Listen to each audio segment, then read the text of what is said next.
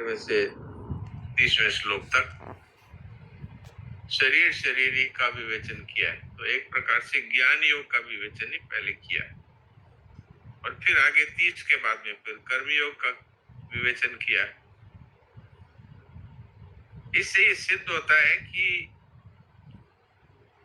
कोई भी योग यदि करते हैं, यानी लौकिक दोनों योगों को बताया है, लौकिक निष्ठा बताई है, तो इसमें पहले यदि शरीर से अपनी भिन्नता का अनुभव हो जाए तो ज्ञान योग भी सरल हो जाता है और कर्मयोग भी सरल हो जाता है।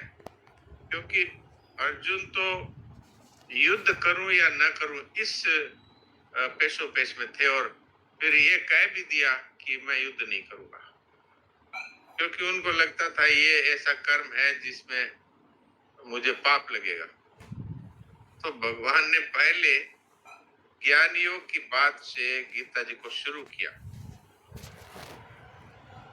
लेकिन फिर भगवान ने एक विशेष बात ये कह दी कि ये कर्मयोग और ज्ञान योग दोनों ही लौकिक निष्ठाएं हैं, क्योंकि कर्मयोग चलता है जगत को लेकर, ज्ञान योग चलता है जीव को लेकर, अर्थात अक्षर जगत और अक्षर जीव।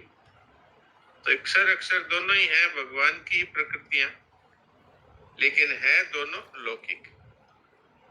अब भक्ति की बात ऐसी है कि वो तो भगवान से संबंधित है, इसलिए उसको अलौकिक माना गया।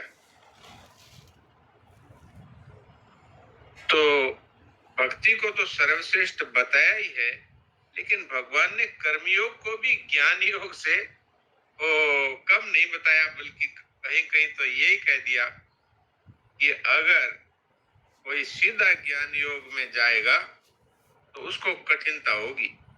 इसलिए कर्मयोग जिसने पहले अपने जीवन में काम में लिया है वो बहुत शीघ्र ज्ञान योग में सफल हो जाएगा। इसलिए भगवान ने तयोस्तु कर्म संन्यासात कर्मयोगो विशिष्यते, ज्ञान की बजाय कर्मयोग वो श्रेष्ठ है, ये बात कही। और अर्जुन को जब समझाया तो पहले ज्ञान योग की बात कही, शरीर और शरीरी का भेद बताया, क्योंकि अर्जुन तो शरीर को लेकर ही शोक में पड़ गए थे कि ये सारे के सारे मेरे भाई बंधु गुरु ये सब मर जाएंगे। तो भगवान ने समझाया भाई ये तो मरेंगे तो शरीर ही, बाकी तो हम पहले भी थे, अब भी दिख रहे हैं और आगे भी दिखेंगे। तो शरीर है ये तो बदलता है, जीते जी भी तो मर ही रहा है। बचपन का शरीर कहाँ गया, अब जवानी का भी इसी तरह और फिर बुढ़ापे का भी शरीर इसी तरह, फिर दूसरी देह मिल जाती है, अर्थात शरीर का ही परिवर्तन हो रहा है। इसमें जो वास्तव में जो तत्व है वो तो जो कहते ही है। ये बात समझाने के लिए पहले ज्ञान योग का विवेचन भगवान ने किया। तो ये डॉक्टर साहब सबकी मतलब एक दशा रहती है क्या, जो अर्जुन के निमित्त बना के भगवान कह रहे हैं, ये स्वरूप में सबकी दशा होती है क्या? ये शरीर को बिल्कुल यही दशा है सबकी। इसीलिए जो ज्ञान योग की बातें करते हैं ना, तो स्वामी जी महाराज कहते हैं अरे भाई बातें सीख ली, बस अंदर तुम्हारे वो बात है नहीं, तुमने बातें सीख ली। अब बातें तो मैं ब्रह्म हूं ये सीख ली, अहम ब्रह्मास्मि। तो जैसे पहले कहता था मैं धनवान हूं, ऐसे अब कहता है मैं ब्रह्म हूं। जैसे पहले कहता था कि मैं ब्राह्मण हूं, ऐसे अब कहता है मैं ब्रह्म हूं। जैसे पहले कहता था मैं बनिया हूं, ऐसे अब कहता है मैं ब्रह्म हूं। तो ये वास्तव में सीखी हुई बात है। इसलिए महाराज जी ये बात कहते थे विशेषता से कि भाई पहले इसका अनुभव हो कि शरीर से हमारी वास्तविक एकता नहीं है, न संसार से वास्तविक एकता है। शरीर और संसार है ये सेवा के पात्र है, ममता के और कामना के पात्र नहीं है कि इसकी ममता कर लो और इसकी इच्छाएं कर लो और फिर नरकों में चले जाओ। इसलिए ये हम सबके लिए बहुत आवश्यक है कि शरीर से भिन्नता का अनुभव होते ही वास्तव में अपने स्वरूप का ज्ञान हो जाता है। नहीं तो बातें भले ही सीख लो, वो ज्ञान नहीं होता। आप देखो कि अभी सत्संग में भी हम लोग बैठते हैं, सारी बातें सुनते हैं, सुनने के बाद में फिर घर चले जाते हैं और फिर वापस उसी में लग जाते हैं। ये मेरा घर है, ये मेरा शरीर है, ये इसके लिए ये करूं, इसके लिए ये करूं। तो करूं में तो कोई पाप नहीं है, लेकिन केवल सेवा के रूप में करूं अथवा कामना की दृष्टि से करूं, ममता की दृष्टि से करूं, तो इस तरह की जो बात आती है, बातें हम दूसरों को बता भी देते हैं। आपने सुना ही होगा कि जब किसी के घर मृत्यु हो जाती है तो हम सब लोग जाते हैं और इतनी गहरी ज्ञान की बातें कहते हैं कि क्या ही सुनने वाला सोचेगा वो कितने ज्ञानी है। लेकिन जब हमारे घर में मौत आ जाती है तो हम रोने लग जाते हैं और वो आदमी आके हमको वैसी ज्ञान की बातें सुना देता है। ये स्थिति है। इस स्थिति को दूर करने के लिए भगवान ने अर्जुन को माध्यम बना करके पहले ये कहा कि भाई शरीर से तुम्हारा दूर दूर तक कोई संबंध नहीं है, इसलिए ये जितने मरेंगे ये सब शरीर है और ये पहले से ही भगवान ने तो ये कह दिया ये सब मेरे द्वारा पहले से ही मारे गए। लेकिन इसका गूढ़ अर्थ ये है कि ये शरीर प्रति क्षण ही मर ही तो रहा है। तो भगवान मारेंगे, भगवान ने पहले ही मार रखा है, ये तो लौकिक दृष्टि से कह दिया। वास्तव में ही ये प्रति क्षण ही मर रहा है। भगवान का ऐसा विधान ही है कि जिसके द्वारा मौत के सिवा यहाँ कुछ भी नहीं है, इसलिए मृत्यु संसार सागर कहा इसको। तो ये बात अगर आज हमारे समझ में आ जाए तो तत्व ज्ञान की सारी बातें बहुत सरल हो जाएगी और फिर कर्मयोग भी बहुत आनंद से होगा। क्यों कि मनुष्य शरीर को लेकर के भोगा सकते हो फंसता है, शरीर को लेकर ही ममता और कामना में फंसता है। जब शरीर से अपने अलगाव का अनुभव हो गया, अब अगर उसको अगर कोई ये कह दे कि तू 10 दिन बाद मरेगा, कि अब तुम्हारी ऐसी बीमारी है कि 1 महीना 2 महीना में मर जाएगा, तो अगर उसको वास्तव में अनुभव है तो उसको कोई फर्क नहीं पड़ता। क्यों? वो तो जानता है कि जो जिसको ये मरने की बात कह रहे हैं वो तो अब भी मर ही रहा है, तो वो वास्तव में मृत्यु के मुख में ही है। वो तो इस तरह की जो बात है ये बहुत ही एक मूल्यवान बात है, इसलिए भगवान ने सबसे पहले शरीर और शरीर की बात कही। क्यों सुरेश जी, ठीक है ना ये बात? हाँ बिल्कुल ठीक है। ये कि मतलब तीनों में कोई भी योग वाला हो उसके लिए मतलब ये चीज तो आवश्यक है ही है ना, जैसे चाहे भक्ति इसलिए योग तो हो। भगवान ने सबसे पहले कही इस बात को। इसलिए वास्तव में तो तीनों के लिए आवश्यक है, पर भक्ति योग की एक विशेषता है।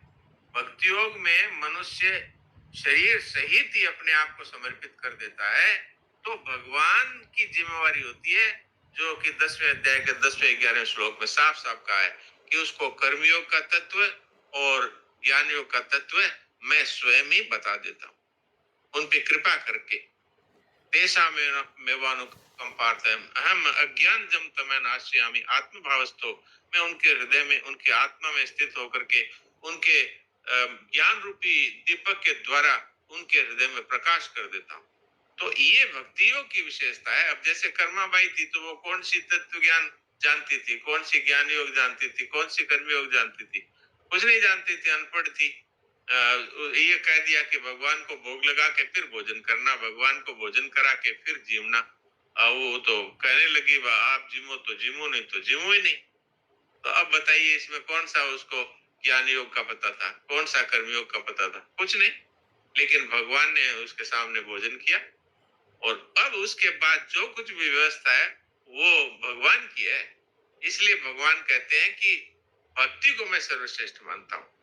इसलिए अगर किसी को अगर ये कठिनता लगती हो कि भाई शरीर से और संसार से अलगाव का अनुभव तो हमारे लिए बहुत ही कठिन है, तो उसको सब कुछ भगवान को समर्पित कर देना चाहिए कि ये घर, जमीन, परिवार, ये शरीर और मैं स्वयं आपके चरणों में समर्पित हूँ। हरि में जैसो तैसो तेरो, चौको बुरो कुटिल रुकामी, जो कुछ हूँ सो थारो, तो अब थे ही मने सुधारो।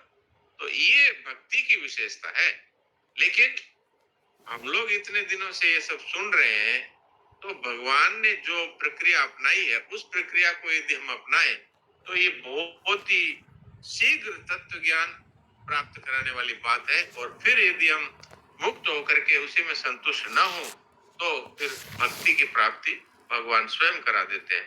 लेकिन अपने मत का आग्रह रखें कि बस हमें तो पता लग गया कि शरीर से हम अलग हैं और इसका वास्तविक अनुभव भी हो जाए तो जन्म मरण तो नहीं होगा, लेकिन वो जो परम तत्व है, जो प्रेम है, वो उसकी प्राप्ति नहीं होगी। ये बात महाराज जी ने कही भी है यहाँ पे। जी। और किसी भाई बहन को कोई बात अभी तक जो बद्री जी भाई जी ने पढ़ा है कोई समझ नहीं समझ में आई हो, डॉक्टर साहब खुलासा करवानी हो तो करवा लो। प्रणाम डॉक्टर साहब। हाँ जी, राम राम। ये नम्र निवेदन में ये जो नीचे एक पैराग्राफ में आया था कि ज्ञान में कर्म जड़ है, ज्ञान और भक्ति वास्तव में योग ही है, कर्म जड़ है, बांधने वाले हैं और विषय हैं, इसलिए उनमें योग की आवश्यकता है। हाँ ठीक है, तो ये हाँ ये मतलब हाँ थोड़ा समझ में नहीं आया कि ज्ञान में और ज्ञान में तो गीता में ज्ञान में तो योग की आवश्यकता ही नहीं है और इसमें भक्ति में तो बिल्कुल ही आवश्यकता नहीं है। तो योग की आवश्यकता कर्म में ही है क्योंकि कर्म जड़ है। तो ज्ञान भी तो योग जुड़ा हुआ है ना, ज्ञान भी और भक्ति में भी जुड़ा हुआ है। हाँ ये बात तो ठीक है, पर भगवान ने 5वें अध्याय के शुरुआत में क्या कहा, जहां पर साफ साफ ये बात कही कि भाई ये कठिन है, अगर पहले उसने कर्मयोग का आचरण नहीं किया है। यहाँ पर अर्जुन का प्रश्न है, संन्यासम कर्मणां कृष्ण पुनर्योगम से संससी एतयोरिकम तन्मे ब्रूहि सुनिश्चितम। आप कर्मों के त्याग की बात भी कह रहे हैं और फिर आप कर्मयोग करने की बात भी कह रहे हैं, तो दोनों में से एक मुझे निश्चित करके बताइए। तो भगवान ने कहा संन्यास कर्मयोग से निश्चय सकरागुभौ। ये जो ज्ञान योग है और कर्मयोग है दोनों ही कल्याण करने वाले हैं। तयोस्तु कर्म संन्यासात कर्मयोगो विशेष्यते। फिर भी ये ज्ञान योग की बजाय कर्मयोग है वो श्रेष्ठ है। क्यों कि अगर ये व्यक्ति सीधा ज्ञान योग का आचरण करना चाहेगा तो उसको कठिनता पड़ेगी, क्योंकि जड़ और चेतन का विवेक करना है, ये इसमें कठिनता पड़ती है। लेकिन अगर वो पहले से ही संसार की सेवा में जड़ता को समर्पित कर देता है तो चेतन तत्व सता रह जाता है। इसलिए ये बात कही भगवान ने 5वें श्लोक में, 5वें अध्याय के, यत् सांख्ये प्राप्यते स्थानम तद योगैरपि गम्यते एकम सांख्यम च योगम च ये पश्यति स पश्यति। लेकिन फिर 6ठे श्लोक में 5वें तो ये कह दिया कि जो ज्ञान योग से जो स्थान प्राप्त करेगा वही कर्म योग से प्राप्त करेगा। लेकिन 6ठे श्लोक में साफ कह दिया संन्यासस्तु महाभो दुखम आप्तुम अयोगतः। जिसने कर्मयोग का आचरण अर्थात सेवा नहीं की है, संसार की बिना कुछ चाहे ऐसी सेवा नहीं की है, तो उसके लिए ज्ञान योग कठिन पड़ेगा। संन्यासस्तु महाभाव दुखम आप्तुम अयोगतः, कठिनता से प्राप्त होगा। और योग युक्त तो मुनि ब्रह्म न चिरणाधिगच्छति। जिसने कर्मयोग अर्थात निष्काम भाव से सबकी सेवा की है वो ब्रह्म को बहुत शीघ्र ही प्राप्त कर लेता है। तो इससे ये बात सिद्ध होती है कि कर्मयोग जो है सर्वभूति तेरता वाली बात है। ये भगवान कर्मयोग में भी कहते हैं, ज्ञान योग में भी कहते हैं, भक्ति योग में भी कहते हैं। इसलिए इसकी बहुत विशेषता है ये कि भाई अगर मेरी प्राप्ति करनी है तो प्राणी मात्र के हित में तुम्हारी प्रीति होनी चाहिए। तो इससे सिद्ध होता है कि कर्मयोग है ये विशेष है। हाँ, मैंने ये बात पहले ही कह दी कि अगर कोई भक्ति में लग जाता है तो कर्मयोग और ज्ञान योग है वो भगवान उसको देते हैं। एक प्रसिद्ध कथा आती है जो पहले मैंने एक बार कही भी थी, लेकिन कुछ नए भाई बहन भी होंगे तो ऐसा सुनने में आया। एक कथा आती है कि नामदेव जी जो थे वो तो भगवान से सीधी बातचीत करते थे, इतने उच्च कोटि के भक्त थे। और उसी समय कुबा कुमार भी थे, उसी काल में कुबा कुमार थे। तो कुबा कुमार ने एक भोज रखा अपने यहाँ कि भाई जितने भी संत हैं वो सब आए और भोजन करें। तो बहुत सारे संत आए उसमें, जो भी थे उस समय में समकालीन, तुकाराम जी, एकनाथ जी या और भी जो थे, सब भी आए और भोजन कर रहे थे। तो सबको पत्तल लगा दी और भोजन परोस दिया। फिर कुमार है ना, वो तो कुमार है, इसलिए वो बर्तन बनाने के लिए थापी रखते हैं वो, तो वो थापी से थापते हैं उनको, बर्तनों को पक्का करने के लिए। तो उस थापी लेकर के उन्होंने सबके मस्तक पर एक एक जड़ दी थापी, ऐसे एक एक थापी मार दी सिर पे सबके। तो नामदेव जी के भी, वो भी लाइन में बैठे थे, उनको भी पड़ गई। तो नामदेव, बाकी सब संत तो चुप रहे, लेकिन नामदेव जी बोले कि ये क्या है, अपमान करता है यहाँ पर सबको, संतों को बुला करके। और तो कुबा जी ने कहा कच्चा है बेटा, कच्चा है। तो अब नामदेव जी फिर वहां से तो चले गए, सभी संत उठ के चले गए, भोज हो गया था। तो फिर भगवान से कहा नामदेव जी ने कि महाराज देखिए, मेरे को ऐसी बात कही उन्होंने कि तू कच्चा है। तो भगवान ने कहा बात तो ठीक कही भाई, तुमको अभी अभी तुमको आगे इसमें कुछ बातें हैं जो समझनी पड़ेगी। तो फिर भगवान ने उनको शरीर के भेद की बात विशेषता से बताई।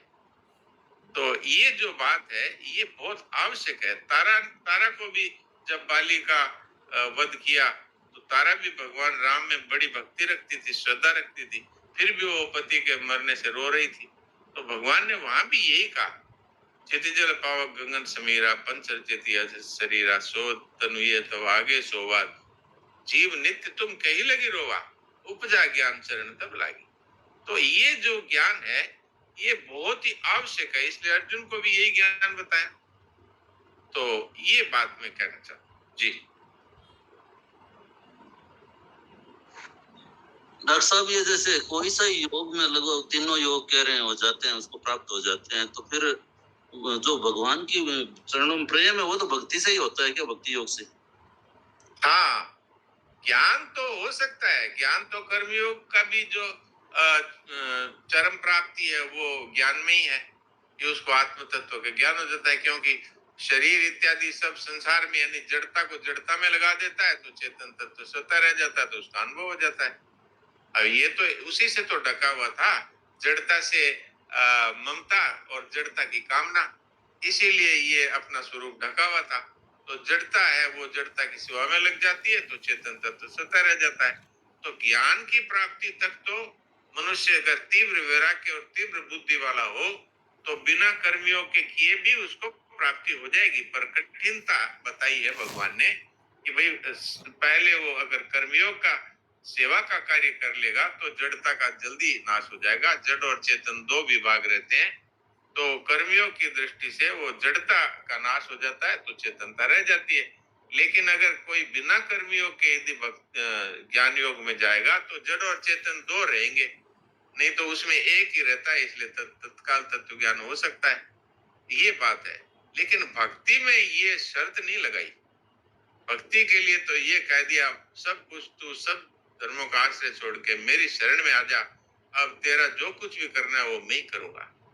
और भगवान ने 10वें अध्याय के 10वें 11वें श्लोक में साफ साफ कहा भी है कि उनमें कर्मियों की जो तत्व की प्राप्ति है वो मैं करवा दूंगा, और उनको ज्ञान योग का प्रकाश भी मैं दे दूंगा, मेरे में जो लग गए उनके लिए। इसीलिए तेषाम अहम समुद्धरता मृत्यु संस्कार सागरात, भक्तों के लिए ये कहते हैं मैं उनका उद्धार करता हूँ जी। सब ये कभी तो बीच में एक मिनट बोलो, जैसी बोलो, बोलो जी। मैं ये कह रहा था, मतलब प्रेम की प्राप्ति तो कैसे भी पहले हो सकती है, इसका ये सब जो आपने नामदेव जी, कर्मा बाई का उदाहरण दिया, भगवत प्रेम तो पहले ही प्रकट तो हो सकता है। हाँ, इसमें एक बहुत गंभीर बात मैं बोलता हूँ कि द्वेष रहते हुए भी भगवान का प्यारा भक्त हो सकता है। आप द्रौपदी जी को देखिए, द्रौपदी जी के हृदय में कितना द्वेष था कि दुशासन की छाती फाड़ करके उसका लहू मुझे मिले, तब मैं अपनी वेणी को उससे गीला करके बांधूंगी। कितना द्वेष, पर भगवान की प्यारी सखी थी, आप बताइए। तो भगवान देखते ही नहीं और किसी चीज को, वो तो ये देखते हैं कि इसके हृदय में मेरे सिवाय और किसी का स्थान है क्या? बोले नहीं है, तो बस इसके लिए सब कुछ 100 गुना माफ है। इसका अर्थ कोई ये न लगा ले कि भाई हम पाप करते रहेंगे और फिर भगवान को कह देंगे आप ही मेरे हैं। तो हालांकि भगवान तो कहते हैं दुराचारी से दुराचारी भी यदि अनन्य भाव होकर के ये निश्चय कर ले आज के बाद पाप नहीं करूंगा, पक्का निश्चय कर ले और केवल मुझे ही अपना मान ले, तो उसका भी उद्धार हो जाता है। पर इसका ये अर्थ कोई ना ले, अर्थ यही लेना चाहिए कि अपने तो जिसमें भगवान की प्रसन्नता हो वही करेंगे, तो फिर उसके उद्धार होने में कोई संदेह नहीं। और उसका मरने के बाद उद्धार होगा ये बात नहीं है, उसका तत्काल उद्धार होता है उसी समय, यही जीते जी जीवन मुक्ति, जीवन भक्ति सब कुछ मिल जाती है। जी डॉक्टर साहब ये कह रहे थे अभी जैसे आ रहे थे वे अपने साधन का आगे दूसरे का खंडन नहीं करना चाहिए, तो ये तो मन में कई बार आती है कि ये जो इतनी भक्ति की महिमा है, ये भक्ति में क्यों नहीं लग जाते सारे ही जैसे, तो ये भी नहीं होना चाहिए क्या? ये ऐसे तो होता है कई बार जैसे भक्ति में सब, हाँ भक्ति में सब लग जाए ये मानने में तो कोई बुराई नहीं है, ये तो एक भगवान का ही कार्य है। लेकिन ये एक जगह महाराज जी ने उदाहरण दिया था कि एक बार कहीं भोजन करने गए थे सभी संत लोग, तो उसमें जो कई लोग निर्गुण को मानने वाले थे ना, वो कहते थे कि हम इन सगुणियों की पंक्ति में नहीं बैठेंगे, ये सगुणिया है, निकृष्ट है सगुणिया, हम निर्गुण वाले हैं, हम ब्रह्मास्मि, ये नहीं होना चाहिए। बाकी किसी के मत को नीचा समझना, यहाँ तो महाराज जी ने ये छूट वाली बात लिख दी, पर मेरे तो ये भी कम जस्ती है। इन्होंने एक छूट वाली बात लिख दी अपने मत का, ये 6 में जो दूसरा पेरे के निचला इन्होंने लिख दिया, यहाँ पे लिखवा दिया कि परंतु इसमें शर्त एक ये है कि साधक अपने मत का आग्रह न रखे और दूसरे मत का खंडन या निंदा न करे, दूसरे के मत को छोटा न माने। अपने मत का आग्रह रहने से और दूसरे के मत को छोटा मानकर खंडन या निंदा करने से साधन को मुक्ति, तत्व ज्ञान की प्राप्ति तो हो सकती है, ये भी मेरे तो कम जस्ती है। क्यों? ये भी एक प्रकार का द्वेष है, किसी को नीचा समझना। पर महाराज जी ने लिख दिया तो वो वाली बात है कि गोरख कहे तो मैं क्या करूं, तो महाराज जी ने लिख दिया तो बात तो ये सत्य है। पर मेरे तो इसमें किरकिराट लगती है कि हम जब ये कहते हैं ये सगुणिया है हमसे नीचे हैं, तो फिर उसको परम प्रेम की प्राप्ति कैसे होगी, ये समझ में नहीं आया। और तत्व ज्ञान भी कैसे होगा? भक्ति की प्राप्ति तो नहीं होगी, लेकिन तत्व ज्ञान भी कैसे होगा? जब वहां तो जब तक व्यक्तित्व है तभी तक तो इस तरह की बात आएगी कि ये छोटा है हमारा साधन बड़ा है। तो अब मैं तो कहता डरूं पर गोरख कहे तो मैं क्या करूं, महाराज जी ने लिख दिया तो वो बात वही सत्य है। जी बहुत बढ़िया बताया। हाँ जी, और किसी को कोई हमें तो सावधान होना चाहिए कि कभी किसी के मत को छोटा ना समझे, वो सब तो भगवान है, फिर किसको छोटा समझ रहे हो? जी हाँ जी, संतोष जी वही बोल रहे थे। प्रणाम डॉक्टर साहब, मैं ये पूछ रही थी कि एक सीखना और एक समझना, अभी समझने वाली बात तो इसमें आई थी, और एक अनुभव, इनका अंतर भेद जो भी आप थोड़ा सा बता दीजिए। देखिए, सीखना तो ये है कि हमारे अंदर वो बात है ही नहीं और हम उपदेश कर रहे हैं, ये तो सीखना हो गया। सुन करके उनकी बातें सुन ली और हम भी बोलना सीख गए, ये तो सीखना हो गया। और समझना ये हो गया कि बात तो हम समझते हैं कि भाई ये सारा संसार नष्ट हो रहा है, शरीर है, ये संसार है, तीक्ष्ण मौत के मुंह में जा रहा है, और फिर भी खाली बुद्धि तक उसको रखा हुआ है। अब इसको काम में नहीं ले रहे हैं, वो भोग रहे हैं, कम कामना कर रहे हैं, पाप भी कर रहे हैं, और ये करे बात तो कोई है, पर अभी तक वो तो भाई देखो इतना तो करना ही। तुरंत शुरू हो जाएंगे।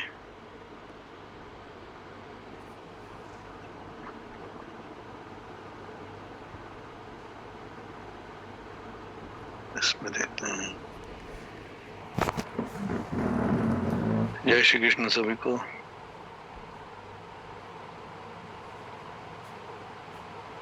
शुभते लखोटिया नहीं आई है, ठीक है। इसमें कोई है जिन्होंने अभी तक प्रार्थना नहीं बोली है? शारदा ताई।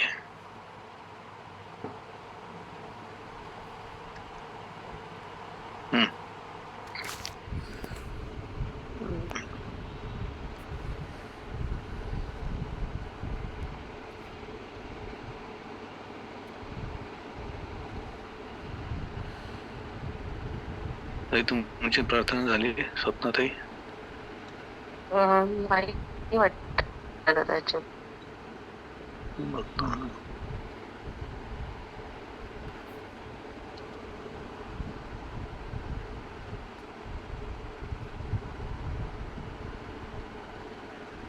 नाही आहे बघा. घ्या ताई. जय श्री कृष्ण. हरि ओम. वसुदैव सुतं देवं कंसचाणूरमर्दनं देवकी परमानन्दं कृष्णं वन्दे जगद्गुरुं. श्रीकृष्णं वन्दे जगद्गुरुं.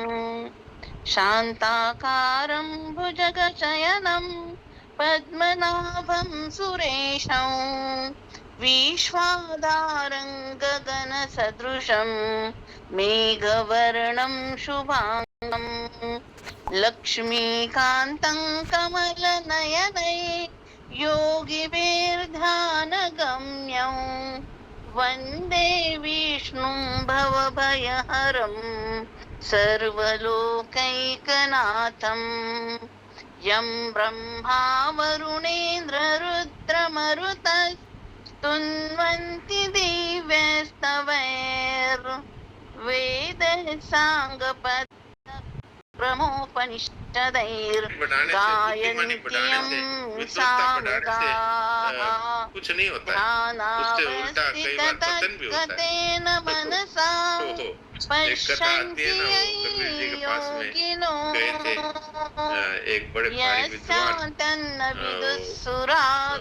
वाराणसी के मैंने बात सुनाई थी। तो वाराणसी के विद्वानों ने कहा कि ये बड़े भारी विद्वान आ रहे हैं, अब काशी के विद्वानों की इज्जत का सवाल है। तो फिर वो ओम श्री गणेशाय नमः. कहानी तो थोड़ी लंबी है पर ओम संक्षेप श्री में कर परमात्मने नमः. अथ वहाँ पर श्री जो है विष्णु सहस्रनाम स्तोत्रम कबीर जी ने एक यस्य ऐसी बात कह दी कि स्मरणमात्रेण वो उतर ही नहीं दे जन्म पाए, संसार तो बंधनात् चुपचाप चले गए। विमुच्यते. वो एक प्रकार से हार गए, विष्णवे प्रभ विष्णवे नमः समस्त भूतानां आदिभूताय भूभृते अनेकरूपाय विष्णवे प्रभ विष्णवे. वैशंपायन उवाच श्रुत्वा धर्मान् पावनानि च सर्वशः युधिष्ठिरः शान्तनवं पुनरेवाभ्यभाषत. युधिष्ठिर उवाच इमे गन्धैव तल्लोके के चरणों में लेट गए। तो ये बात है, वो बुद्धि में भरी हुई बातें मनुष्य का पतन भी करती है, अभिमान में भर देती है। लेकिन अनुभव है वो मनुष्य को भगवान के साथ एक कर देता है, और भक्ति है वो तो भगवान का प्रेम ही है जी।